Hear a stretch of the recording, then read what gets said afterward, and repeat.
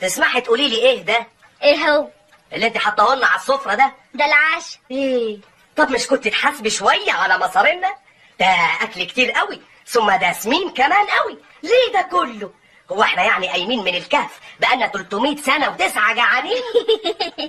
بالهنا والعافيه. شايف؟ ايه في ايه؟ بتتكلم بسلامة نية. سلامة نية؟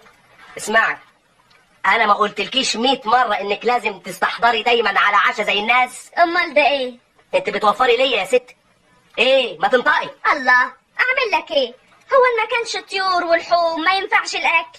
مش نعمه من عند ربنا وخلاص. اما دي حكايه يا اخواتي، دي حكايه. هو انت يا ست اللي بتصرفي عليا؟ يا سي ابراهيم، ده ما حدش عارف له حال من يوم ربنا ما فتحها علينا. اعمل له العشاء يجي متعشي، ما اعملوش اديك شايف عمايله اهو. وايه اللي بيحصل يعني لما بيبات الاكل؟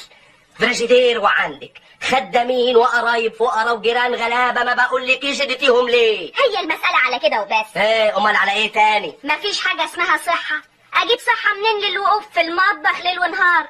مفيش عينين الناس لما يشوفونا كل ساعه ده اشي لحمه وده اشي فراخ. اهي تلاجه مليانه جبنه اشكال وانواع، وفيها برضه صينيه مكرونه بالفرن. جالك كلام يا ابو خليل؟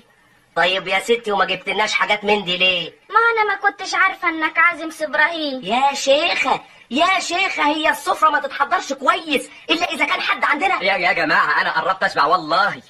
اديني اسمك ايه انت يا حلاوة شوية مية. هاتي يا بنتي يا حلاوه كوبايه ميه. ايه ولازمتها ايه ميه على السفره؟ دي موضه قديمه قوي ان الواحد يشرب على الاكل. اسمعي يا ستي، انت مخليه الاكل ده للصبح ليه؟ يهو، هي قضيه. امال يعني هزار؟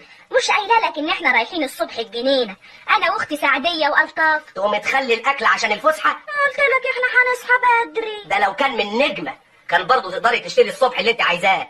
وليه ما تشتريش من بالليل الحاجات دي؟ يا اختي نسيت. نسيتي؟ سيبينا من ده. بعت تشتري لوازم الواد